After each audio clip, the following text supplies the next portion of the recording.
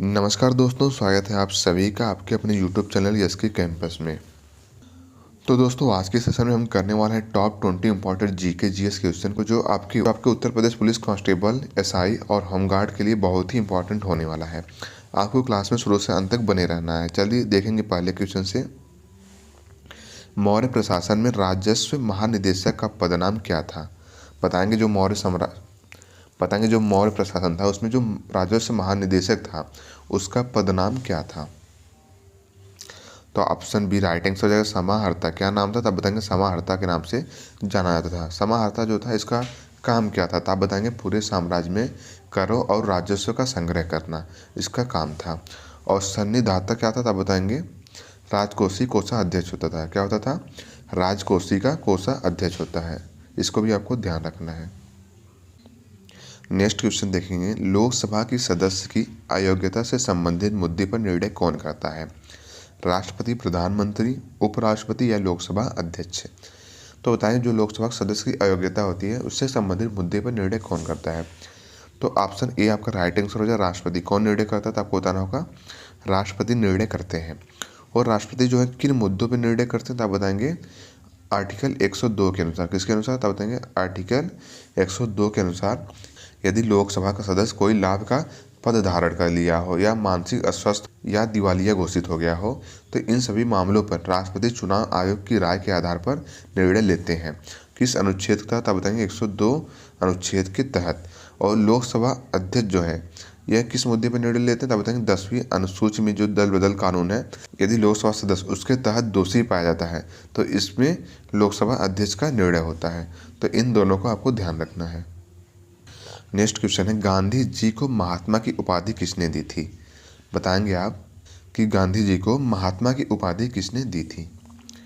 तो option number C right answer हो जाएगा रविंद्रनाथ टैगोर ने। किसने दी? तो आप बताएंगे रविंद्रनाथ टैगोर ने इन्हें 1915 में। कब दिया था? 1915 में महात्मा की उपाधि दी थी। तो इसको भी आपको ध्यान रखना है। अगला क्वेश्चन देखेंगे, भागीरथी नदी पर निर्मित टिहरी बांध निम्नलिखित में से किस राज्य में स्थित है? बताएंगे कि जो भागीरथी नदी पर निर्मित टिहरी बांध है किस राज्य में स्थित है? तो ऑप्शन आपका डी राइट आंसर हो जाएगा उत्तराखंड में। कहाँ पे? तब बताएंगे उत्तराखंड में स्थित है। और कहाँ पे? तब बताएंगे टिहरी गढ़वाल जिले में। कहाँ पे? टिहरी गढ़वाल जिले में स्थित है। और इसे स्वामी रामतीर्थ सागर बांध भी कहते हैं क्या? और अगर इसकी हाइट पूछता है, अगर इसकी ऊंचाई पूछ ले, तब बताएंगे 260.5 मीटर। कितना है? 260.5 मीटर इसकी ऊंचाई है। और इसकी लंबाई पूछता है तो आप बताएंगे 592 मीटर। कितना? 592 मीटर लंबा है। इन दोनों को भी आपको ध्यान रखना है। कहाँ पे स्थित है? उत्तराखंड में। और किस जिले में? टिहरी गढ़वाल जिले में। और इसकी हाइट पूछता है 260.5 मीटर और लंबाई पूछता है तो 592 मीटर। इन सभी को आपको ध्यान रखना है। नेक्स्ट क्वेश्चन है, निम्नलिखित में से हुमायूं नामा किसने लिखा है? रोशन आरा बेगम, गुलबदन बेगम, मुमताज महल या जहां आरा बेगम ने? तो बताएंगे आप सभी कि हुमायूं नामा किसने लिखा है? तो ऑप्शन बी राइट आंसर हो जाएगा गुलबदन बेगम ने। किसने? तब बताएंगे गुलबदन बेगम ने हुमायूंनामा लिखा है। तो ऑप्शन बी आपका राइट आंसर हो जाएगा। नेक्स्ट क्वेश्चन है, विधानसभा सदस्यों की न्यूनतम संख्या कितनी होनी चाहिए? 40, 50, 60 या 30? तो बताएंगे आप सभी इसका राइट आंसर कि विधानसभा के सदस्यों की जो न्यूनतम संख्या है कितनी होनी चाहिए?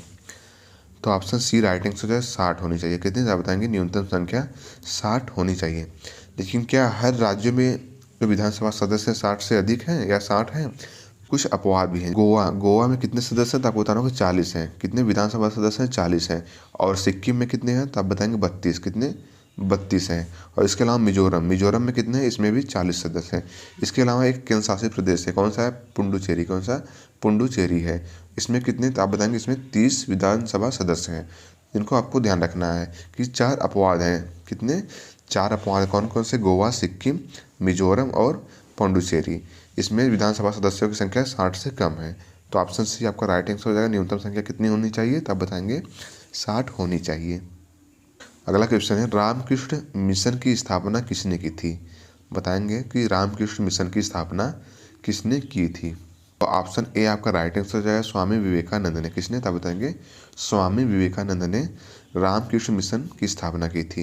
रामकृष्ण मिशन की स्थापना कब हुई था बताएंगे? 1 मई 1897 में। कब? 1 मई 1897 में इसकी स्थापना हुई थी। इसको भी आपको ध्यान रखना है।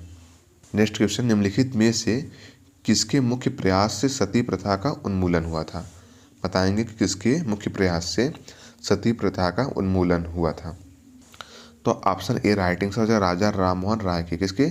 राजा राममोहन राय की प्रयास से ही सती प्रथा का उन्मूलन हुआ था। नेक्स्ट क्वेश्चन, निम्नलिखित में से आनंद मठ पुस्तक के लेखक कौन है? बताएंगे आप कि आनंद मठ पुस्तक के लेखक कौन है? तो ऑप्शन सी आपका राइट आंसर हो जाएगा बंकिम चंद्र चट्टोपाध्याय ने। किसने लिखा था? तब बताएंगे बंकिम चंद्र चट्टोपाध्याय ने। ऑप्शन सी राइट आंसर हो जाएगा। नेक्स्ट क्वेश्चन है, निम्नलिखित में से किस योजना को रोलिंग प्लान कहा जाता है? तीसरी पंचवर्षीय योजना, पांचवी पंचवर्षीय योजना, छठी पंचवर्षीय योजना या आठवीं पंचवर्षीय योजना को? तो बताएंगे किस योजना को रोलिंग प्लान के रूप में या रोलिंग प्लान कहा जाता है? तो ऑप्शन सी आपका राइट आंसर हो जाएगा छठी पंचवर्षीय योजना को। किसको? छठी पंचवर्षीय योजना को रोलिंग प्लान कहा जाता है। अगला क्वेश्चन देखेंगे, भारत में पीली क्रांति किससे संबंधित है? सब्जियां, तिलहन, फल या मछली से? तो ऑप्शन बी आपका राइट आंसर है तिलहन से संबंधित है। किससे? आप बताएंगे पीली क्रांति तिलहन से संबंधित है। तो ऑप्शन बी आपका राइट आंसर हो जाएगा। नेक्स्ट क्वेश्चन है, खिलजी वंश के ठीक बाद दिल्ली पर किस वंश का शासन था? बताएंगे कि दिल्ली पे खिलजी वंश के ठीक बाद किस वंश का शासक था? तो ऑप्शन ए आपका राइट आंसर है तुगलक वंश का। किसका था बताएंगे? तुगलक वंश का शासन था। नेक्स्ट क्वेश्चन है, निम्नलिखित में से कौन सा अनुच्छेद आपातकाल के दौरान भी निलंबित नहीं होता है? बताएंगे कौन सा आर्टिकल है जो आपातकाल के दौरान भी निलंबित नहीं होता है? तो ऑप्शन बी आपका राइट आंसर हो जाएगा अनुच्छेद 20 और 21। कौन सा अनुच्छेद तक बताना होगा? अनुच्छेद 20 और 21 आपातकाल के दौरान भी निलंबित नहीं होता है, अर्थात ये हमेशा बने रहते हैं। नेक्स्ट क्वेश्चन देखेंगे। नेक्स्ट क्वेश्चन है, निम्नलिखित में से किस युद्ध से भारत में मुगल राज की नींव पड़ी थी? तालीकोटा का युद्ध, हल्दी घाटी का युद्ध, प्लासी का युद्ध, पानीपत का प्रथम युद्ध? तो बताएंगे इनमें से किस युद्ध से भारत में मुगल राज की नींव पड़ी थी? तो ऑप्शन डी आपका राइट आंसर है पानीपत का प्रथम युद्ध से। किससे? पानीपत के प्रथम युद्ध से भारत में मुगल राज की नींव पड़ी थी। और पानीपत का प्रथम युद्ध जो था 1526 में हुआ था। कब हुआ था? 1526 में हुआ था। इब्राहिम लोदी और बाबर के बीच। किसके? इब्राहिम लोदी और बाबर के बीच हुआ था। नेक्स्ट क्वेश्चन है, निम्नलिखित में से किसे भारतीय पुनर्जागरण का जनक माना जाता है? बताएंगे कि किसे भारतीय पुनर्जागरण का जनक माना जाता है? तो ऑप्शन सी आपका राइट आंसर हो जाए राजा राममोहन राय को। किसको? राजा राममोहन राय को भारतीय पुनर्जागरण का जनक माना जाता है। तो ऑप्शन सी आपका सही जवाब हो जाएगा। नेक्स्ट क्वेश्चन है, भगवत गीता का अंग्रेजी में अनुवाद करने वाला पहला यूरोपियन कौन था? बताएंगे कि भगवत गीता का अंग्रेजी में अनुवाद करने वाला पहला यूरोपियन कौन था? तो ऑप्शन सी आपका राइट आंसर हो जाए चार्ल्स विल्किस था। कौन? चार्ल्स विल्किस था जो भागवत गीता का अंग्रेजी में अनुवाद किया था। और कब अनुवाद किया था बताएंगे? 1785 में। कब किया था? 1785 में इसका अनुवाद किया था। तो इसको भी आपको ध्यान रखना है।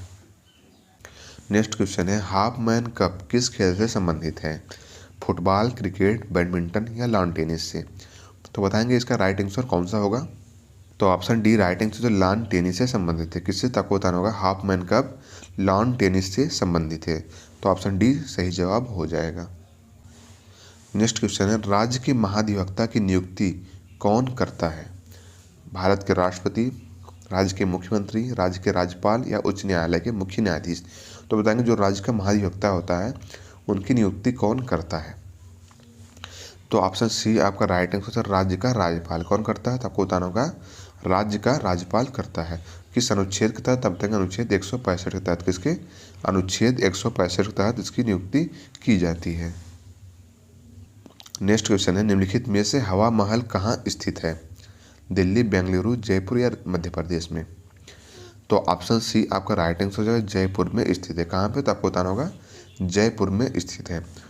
निर्माण कब हुआ? तो बताएंगे 1799 में। किस कब हुआ? 1799 में। और किसने करवाया? तो सवाई राजा जय सिंह ने। किसने? सवाई राजा जय सिंह ने इसका निर्माण कराया था। और इसके वास्तुकार कौन थे तो आप बताएंगे लालचंद उस्ताद थे। कौन? लालचंद उस्ताद इसके वास्तुकार थे। और इसमें 953 खिड़कियाँ हैं। कितनी? 953 खिड़कियाँ हैं। इसको भी आपको ध्यान रखना है। लास्ट क्वेश्चन है, भारत कोकिला किसे कहा जाता है? विजय लक्ष्मी पंडित, सरोजिनी नायडू, अरोड़ा आसफ अली, सुचेता कृपलानी। तो इसका आंसर आप लोग को कमेंट बॉक्स में बताना है। और कमेंट बॉक्स में आप ये भी बताएंगे कि आज की क्लास आपको कैसी लगी है। क्लास अच्छी लगे तो लाइक और शेयर जरूर करें। चैनल पे नए हो सब्सक्राइब करना ना भूलें। अगर आपका कोई सुझाव हो तो आप हमें कमेंट बॉक्स में बता सकते हैं। थैंक यू, धन्यवाद, जय हिंद।